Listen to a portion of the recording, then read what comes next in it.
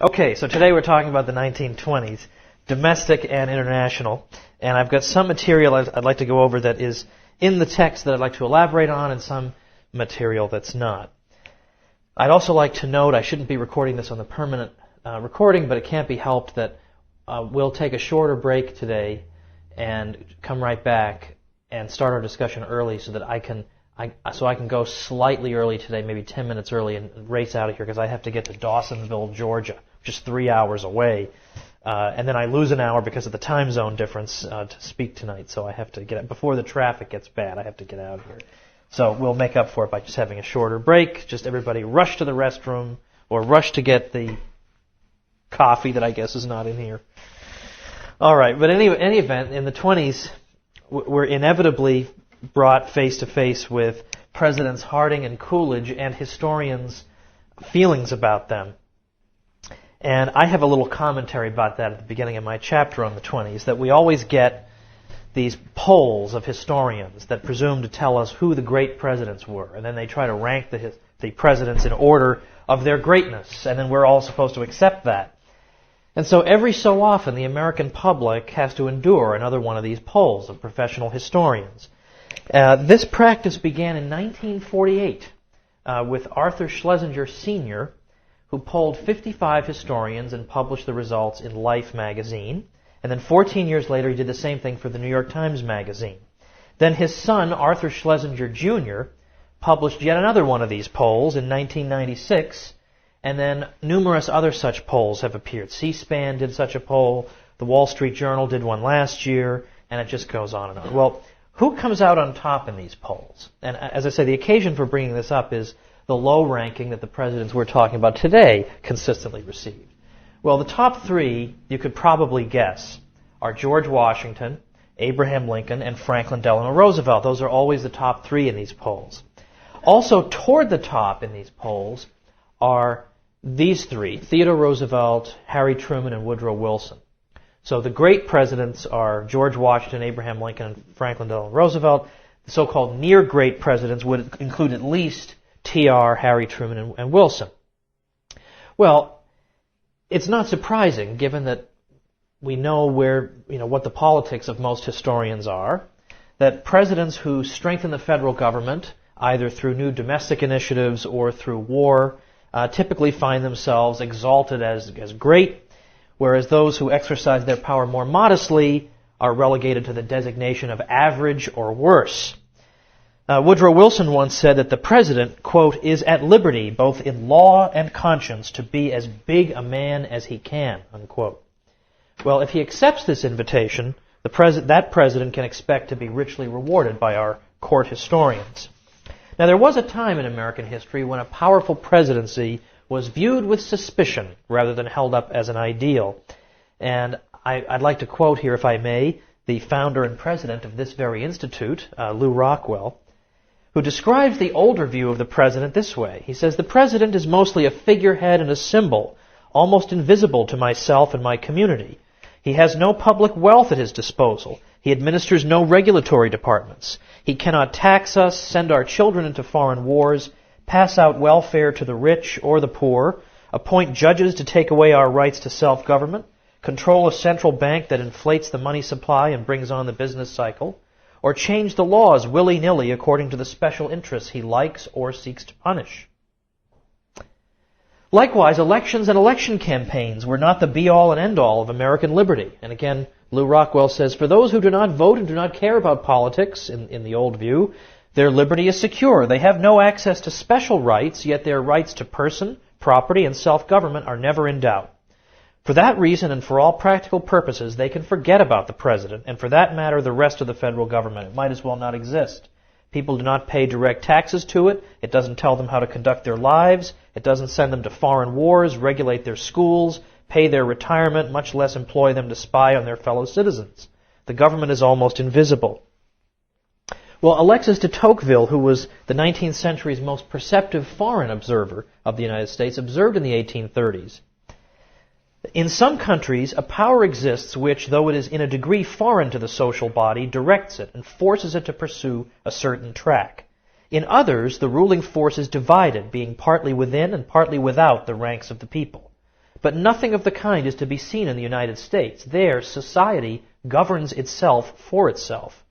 The president has but little power, little wealth, and little glory to share among his friends, and his influence in the state is too small for the success or ruin of a faction to depend upon his elevation to power.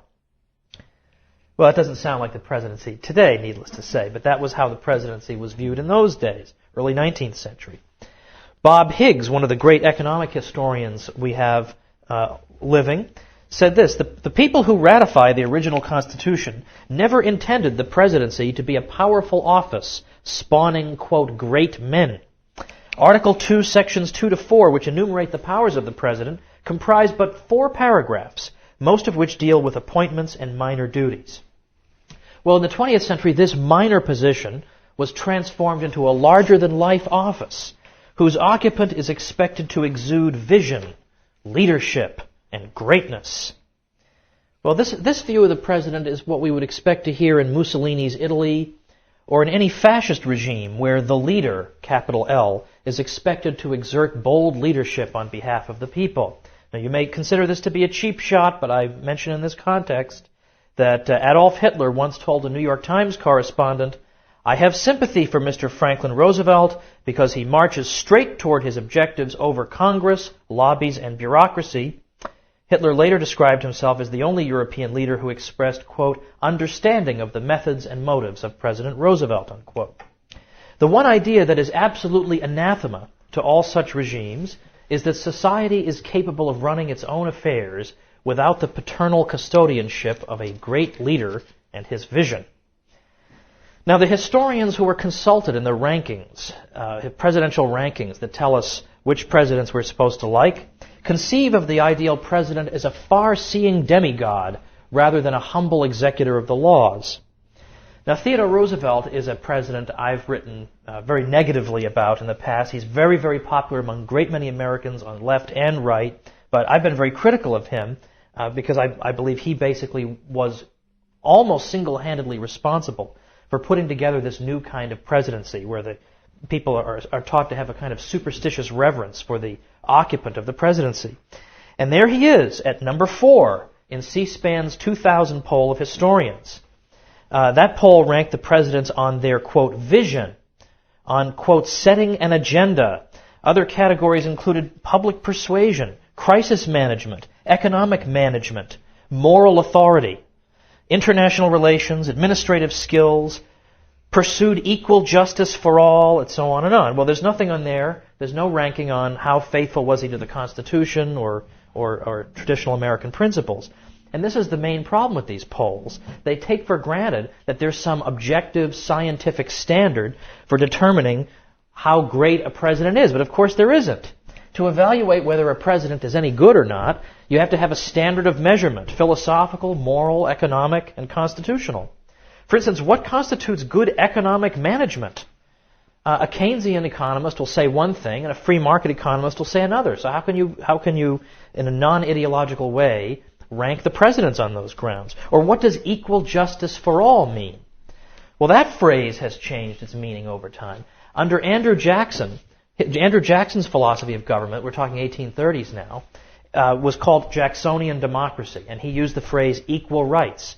But what Jackson meant by equal rights was that nobody gets anything from the government. We are equal in the sense that nobody, no big business, no lobbyist, nobody is able to use the coercive arm of the state to exploit his fellow man. That's the sense in which we're equal. Nobody's getting any special privilege. Whereas today, when the phrase equal rights is used, it nearly always refers to some kind of a grant of special privilege. So how can it be a constant category for evaluating the presidents? The meaning changes over time.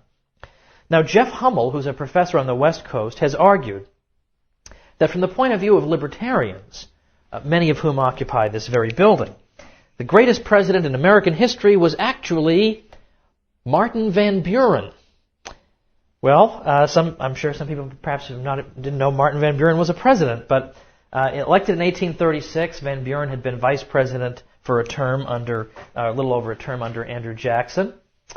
Another candidate who's been proposed as the greatest president from a libertarian point of view, I've heard William Henry Harrison only because he died a month after he got in office, so he didn't have a chance to do anything bad, so therefore he's the greatest. But Martin Van Buren has been proposed. And Hummel's argument is that Van Buren was the best president because he resolutely supported the free market and the Constitution at a time when every incentive existed for him to do otherwise. His banking policies introduced what is arguably the greatest banking system, monetary system the United States has ever had. He also managed to avoid not one but two unnecessary wars, one with Mexico and one with Britain, which is a fact of particular significance when we recall what the founders often said about war and its tendency to undermine free societies. Now, where does poor Van Buren wind up in the presidential polls? Well, he lacked vision, I suppose, but he kept the country at peace and was resolutely committed to the Constitution, come what may. In 1948, he was number 15 out of 29 presidents. In 1962, he was 17 out of 31. And in 2005, he was 27 out of 41. Arthur Schlesinger Jr. complained that Van Buren lacked executive energy. Another historian described Van Buren's inaugural address as, quote, essentially a charter for inaction. Well, I hardly need to point out to you that those are bad things to the official historians who rank our presidents for us. Now, the consistently low rankings of presidents like Ulysses Grant or a president we discussed today, Warren Harding, are due in part to the corruption associated with their administrations. Now, to a certain degree, that's all well and good. But what is the Teapot Dome scandal compared to Woodrow Wilson's catastrophic decision in the face of strong popular opposition to involve the United States in World War I, a horrific conflict? At the very least, Wilson's decision, it has been argued, paved the way for the ultra-nationalistic policies of Adolf Hitler and the Nazis, who protested a punitive Versailles Treaty that the Allies would never have been in a position to impose without American assistance. Yet Wilson is consistently ranked among America's best presidents. Forget the foreign policy disasters he was responsible for, the historians polled seem to be saying, and forget the American deaths his decisions caused. The man had vision. Well, this brings us to the 20s and Harding and Coolidge, because what we'll find is, although they did do more domestically than people, I think, realize in terms of building up government, the fact is that they were, by 20th century standards, relatively inactive, and therefore we're supposed to hate them and rank them low.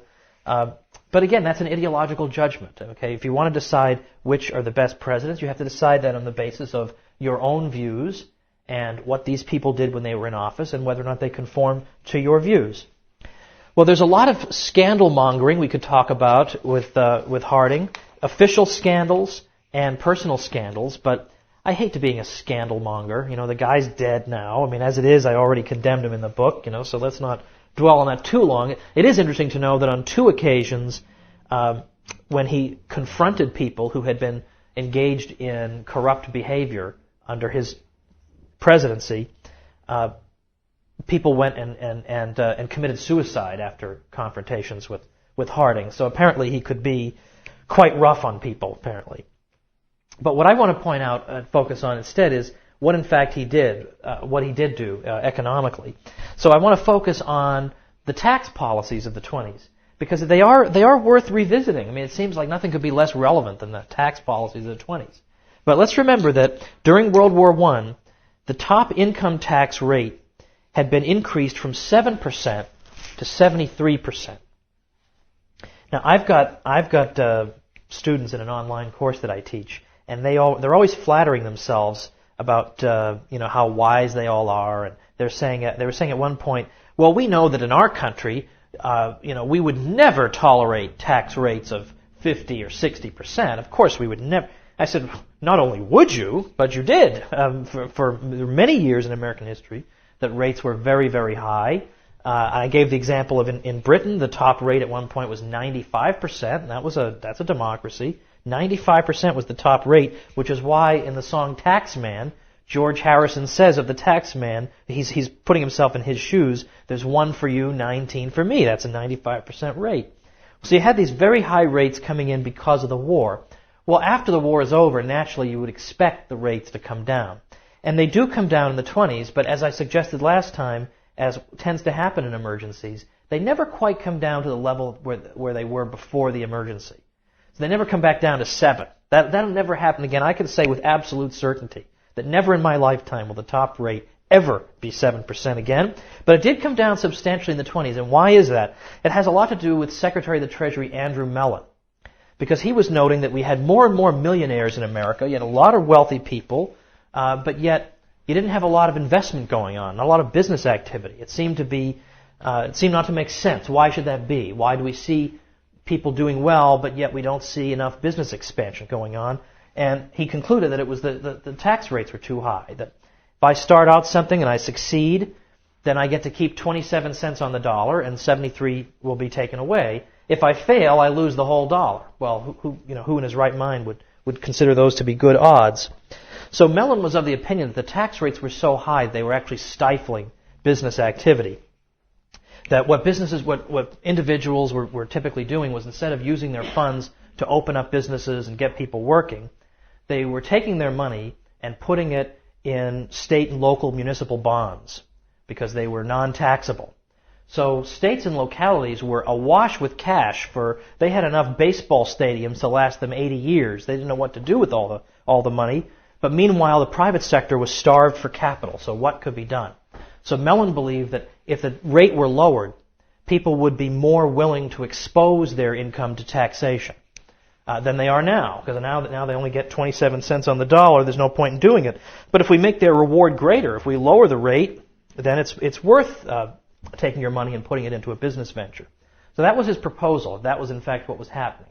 Now, this may sound a little familiar. If it sounds familiar to you, it may sound like from something out of the Reagan years. It worked better in the 20s than it did in the Reagan years. But basically what's being proposed here is an anticipation of something called the Laffer curve. In the late 1970s, an economist named Arthur Laffer, L-A-F-F-E-R, proposed this relationship. And really what Andrew Mellon, the Secretary of the Treasury in the 20s, is doing is anticipating this relationship. Laffer in the 70s proposed a graph. Let's see if we can get one that is a little darker than that. And those of you who are listening in, I'm sure you can see a copy of this graph if you just do a Google search, put in quotation marks Arthur Laffer, and this will come right up. He says, let's imagine a graph here where we've got on the x-axis, we got the tax rate, and on the y-axis we have revenue. And Laffer said, well, suppose the tax rate is 0. Obviously, the government will collect 0 in revenue. So the point 0,0 is plotted on this. And suppose the tax rate is 100%. That for every additional dollar above a certain amount, you have to pay 100% tax. Well, in effect, the government will also get 0 revenue there because people would just stop working, or they would work under the table, or they'd engage in fraud, or they'd shelter their income, whatever necessary. But unless people say, oh, I'd love to be a slave, take all my money away, no one's really going to do that. So in effect, the amount of revenue the government would get under a 100% rate is so negligible that it may as well be 0. So he says these are the only 2 points on this graph that we know with any certainty. Okay, we can't plot anything else with any certainty. But he proposed that if we were to connect these 2 points, we would wind up with a graph that looked perhaps something like this. Where for a while, the higher the tax rate becomes, the more revenue the government collects, sensibly enough. But eventually, as you approach 100%, some of the disincentive effects here of a 100% rate begin to come into play. And people begin to withdraw their money, or as I say, put it in tax shelters, whatever. So you start getting the perverse effect. The rate goes up, but yet revenue starts going down. So he proposed that let's imagine this as the peak point. He says that this here is what is called the prohibitive range, that even from the government's own point of view, you wouldn't want to tax in this range because you're actually getting lower and lower and lower revenue here. You wouldn't want to tax up to this point. You'd want to tax somewhere around here. So that's what Laffer is suggesting. Now, he was probably suggesting something that looked a little more like this, so there was a bigger prohibitive range. Now, as I say, he doesn't quite know where that is. And in the Reagan years, there were a lot of promises that taxes are so high right now that if we lower the rates, there'll be so much business activity encouraged that the tax cuts will pay for themselves because there'll be so much new business revenue coming in with people opening new business and stuff. And I think it was like 17 to 20% was made up, but the tax cuts didn't pay for themselves in the 80s. And then all the people who proposed this later said, we never said it would pay for itself. We said it would slightly pay for itself. Well, I don't know, maybe they turned the microphone off when they said slightly, but in the 1920s they did pay for themselves. The rates were so high that they were actually punishing and discouraging business activity, so that in fact you did get more government revenue when over the course of the 20s the top rate was reduced from 73 to 40 and then later from 40 to 25%. You did get more government revenue. You actually got the national debt, not the deficit, the debt reduced by a third in the 20s. So this had tremendous consequences, and that's an important thing that Mellon has to show for himself. Now this is significant, and I think that although next time when we talk about the Depression we're going to see some of the aspects of the 1920s economy that were unhealthy and not sustainable, I think it's safe to say that some of these tax rate reductions were responsible for some of the 20s prosperity. And I cite the fact that in 1926, the unemployment rate reached an unbelievable 1%, which is just unthinkable, given that there are always some people who are in and out of work, and yet it was only 1%. The United States became, in the 20s, solidified its position as a great economic power, so that total world production, its share of total world production was 34%. So that's an astonishing figure. The next closest country in share of total world production was basically tied with Britain and Germany, and they had with each 10%. So it's an extraordinary achievement. And so no, they weren't as interesting and exciting as Teddy Roosevelt. They didn't go on safaris or anything like that. But, well, the country was prosperous and for the most part at peace. So, it seems that probably in some ranking that ought to count for something. Now, the second and last aspect I want to talk, I guess this is third. The first part was ranking the presidents and why that's difficult to do. The second part is this domestic stuff. The third part is just a brief thing about foreign policy, because it's often said that in the 1920s, the United States became isolationist, okay, and that was a bad thing. That's actually not true, and most historians now are not really saying that anymore. First of all, the term isolationist is a ridiculous word that was invented to smear people. It does not shed light on anything. I have never known anybody who was an actual isolationist who just thought that we should just block our ears and everybody just sit in the corner and not have any interaction whatsoever with the rest of the world. To the contrary, isolation is typically somebody who just favors neutrality in foreign policy. That's all it means. Nothing weird about it. That's all it means. Now, the reason I think some people have believed that the country became isolationist in the 20s is, I think it's two reasons. One is that it certainly was not as involved in world affairs as it is today. So by that standard, yes, it did retreat somewhat, but maybe that's not a reasonable standard of measurement. But the second thing is that there are a couple of things that the U.S. government did that did have a kind of isolationist flavor to them. The first one was an increase in protective tariffs in the 20s. Tariff rates went up substantially, and in a way you could say that's sort of an isolationist thing. You're cutting yourself off from international trade when you do that, so arguably that was somewhat isolationist. And the reductions in immigration that occurred in the 20s have been argued as evidence of isolationism. Immigration was restricted to 150,000 people per year, which by international standards is still fairly generous. This is supposedly the meanest, angriest, wickedest decade of all in immigration. You're still talking about 150,000 per year, which is about 150,000 more immigrants than, say, Japan admits to this day. But those are the arguments there. But beyond that, you don't see isolationism. You see internationalism, for better or worse. I'm not endorsing or knocking any of the things I'm about to disclose to you, but just telling you that the myth of isolationism in the 20s does not hold. So, for instance, the Washington Naval Conference, which was held in 1921 to 22, brought together the major naval powers of the world, which would be the U.S. and Britain and France and Japan and Italy. And they reached agreements on the limitation of armaments. Now, this conference had real consequences. The major powers actually blew up some of their largest ships that were called capital ships. And it was based on a kind of a Wilsonian idea that large stocks of armaments tend to lead to war, and so therefore disarmament was a key to peace. So that actually occurred. Now, the United States led that, and it occurred in the United States. So it doesn't seem like something that an isolationist country would do, leading an international disarmament campaign. Of course, this is a time when air power is beginning to be more important in wars, and of course the Washington Naval Conference doesn't deal with air power, so So it doesn't cut out everything of significance, but it does reduce naval armaments at least. The United States also joined what were called the Four-Power Pact and the Nine-Power Pact. The Four-Power Pact, which consisted of the U.S., Britain, France, and Japan, urged signatories to consult with each other on matters pertaining to security in the Pacific, because all of those powers had Pacific possessions. The United States had the Philippines, for example. The Nine-Power Pact consisted of these four, along with China and four other European countries, aimed at securing what was called the open door in China. In other words, ensuring that trade with China would be open and free to all nations and would not be characterized by exclusive privileges for one country or that a lot of countries had sometimes tried to acquire in defiance of the weak and frustrated Chinese government.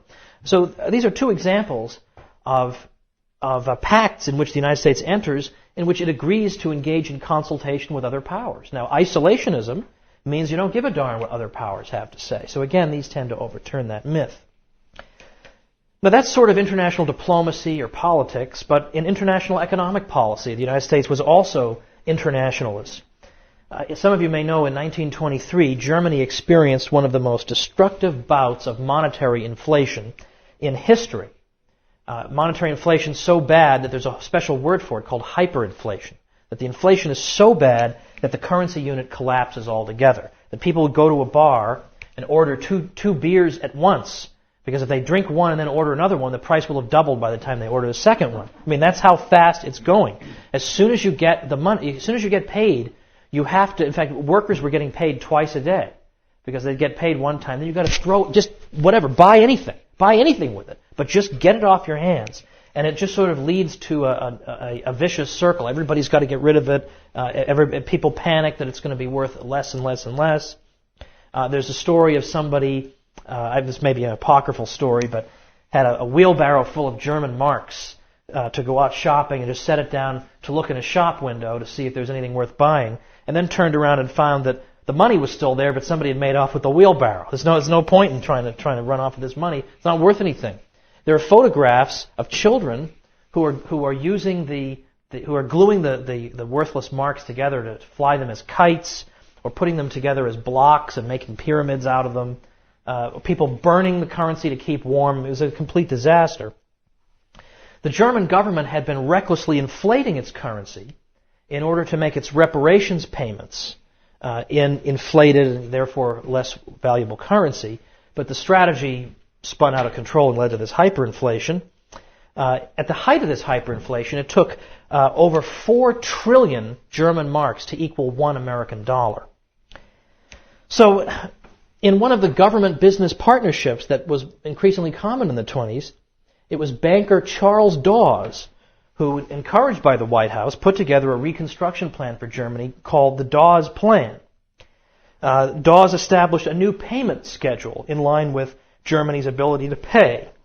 He developed a plan to put German currency on a more stable footing and managed to raise $110 million in emergency loans that were issued by private bankers, not the U.S. government, in order to see the German government through the crisis. Dawes was also able to secure French withdrawal from the Ruhr, which was a resource-rich industrial area of Western Germany that the French had occupied in 1923 out of frustration with half-hearted German compliance with reparations payments. So again, that's not something that an isolationist power engages in. Dawes ended up winning the Nobel Peace Prize for that and became the vice president in 1924. Now then, in 1928, we have something called the Kellogg-Briand Pact, some of you may know about, signed by dozens of countries. And this was an international initiative. A lot of pacifists were involved in it. And the purpose of it was to try to outlaw war as an instrument of policy. And it declared aggressive war to be illegal. Well, all right, nothing is easier than to ridicule this document. I mean, how are you going to enforce war being illegal? I mean, obviously you have to go to war. That would be okay because they're only declaring aggressive war to be illegal. If somebody engaged in aggressive war, you could still go stop them. But the thing is that no aggressor who engages in aggressive war ever says, I'm an aggressor engaged in aggressive war. They always claim they're acting in self-defense or they're liberators or whatever. And there was no enforcement mechanism. But whether we think this was a valuable document or a silly document or naive or whatever, the point is that an isolationist country unconcerned with world affairs would not have spearheaded an international campaign on behalf of an initiative like this. In the culturally, we see an internationalist sort of spirit. The United States never joined the League of Nations, as I'm sure you know, but it did take part in certain League activities and joined a number of League committees. There was a League of Nations committee on intellectual cooperation. This League on Intellectual Cooperation was formed because intellectuals, thinkers, and journalists and writers were oftentimes ashamed of the way they had acted during World War I. They had just been shills for their governments. They had repeated obviously false propaganda. They had demonized the enemy as being subhuman. And then they looked and thought, gee, we're the intellectuals. We're the ones who are supposed to be above all this. And we got right down in the muck as well. And so a lot of intellectuals wanted to form an international group like this, like the League's Committee on Intellectual Cooperation, to foster international scholarly communication, to hold international conferences on various subjects. So this League Committee looks to try to bring about, for example, things like textbook revision. That if there's a French textbook that says, all the Germans are barbarians, well, we should probably not do that if we want to foster international understanding. So there was that type of thing. Or it encouraged countries to learn, to institute things like the study of the history and languages of, in the United States, for instance, Russia, China, and Japan. Now you had official, at the college level, you had departments teaching the languages and cultures of these places, on the understanding that the more we know about the countries of the world, the more we understand them, the less likely there will be misunderstandings that lead to war. So that was the internationalist spirit behind this. It wasn't just a coincidence that these academic departments got started. The thinking was the more we know about other cultures, the more we will encourage peace. It was also during the 1920s that the student exchange program got started, which is now, it's a familiar staple of American education. In my own high school, we had a Swedish guy named Johan, and he was sort of, slightly clueless, and so it was kind of cute to watch him try to cope with American life and culture. But the idea of the program was that to know them is to love them. You get to know some guy from Sweden, well, you're less likely to go to war with Sweden. Well, I guess in that sense it's worked, right? We've had nothing but peace with Sweden over the years, but the idea was that Americans will go study here and foreigners will go study other places, again, fostering international understanding. And in fact, we have in addition to that in the 20s there was a tremendous bout of what became known as revisionist history. Now this term revisionist history has been used so many times that it almost loses all meaning. I've been told that, I've had people come up to me and say, your book is great, meaning the one that you folks have, your book is great because it goes after the revisionist historians. And I've had other people say, your book is great, it's a great work of revisionist history. So people don't know if I'm attacking revisionism, if I am a revisionist. Well, there isn't a fixed or stable meaning of what the term means. A revisionist simply is somebody who looks at the received version of history and then goes back and re-examines it to see if it actually is true or whether it's propaganda. And particularly revisionism, like for example revisionism after World War I, would go back and look at some of the claims made by the victors and say that did some of these things really happen? Did these atrocities that were claimed really happen? Or was Germany, as the peace treaty claimed, was Germany really exclusively responsible for the outbreak of the war? I mean, does Russia bear no responsibility? Does France bear no responsibility? Is that really true? And the thinking oftentimes among revisionists who are engaged in their work not only after wars, but a lot of times after wars, is that sometimes wartime is not the best moment to make impartial judgments. Nobody's impartial during a war. You've got to go after the enemy. Who's going to be impartial during those years? But now when passions have cooled, we've got to go back and reevaluate all these claims we made and all the bogus history we wrote, and we've got to look at the documents and see what they tell us. And in the 20s, you already began to see revisionist looks at history. Like Sidney Fay was writing articles in major historical journals arguing that Germany was not exclusively responsible for the outbreak of the war. Later on, you had Harry Elmer Barnes writing that, in fact, Germany was perhaps the least responsible for the outbreak of the war. Now, this is all debatable, but the point is the fact that these debates were occurring is an example of revisionism. And whether you support revisionism or not, the point is they thought of themselves as internationalists. What motivated them was the idea that, you cannot foster international understanding on the basis of myths. And if we're led to believe that World War I was caused solely by some wicked devils in Germany and that none of us bore any responsibility, well, this is no way to base international peace, to demonize one group who are going to resent that forever. We have to look at everything impartially and then make our judgments on that basis. So those are, I think, some examples of an internationalist spirit at work in the 20s.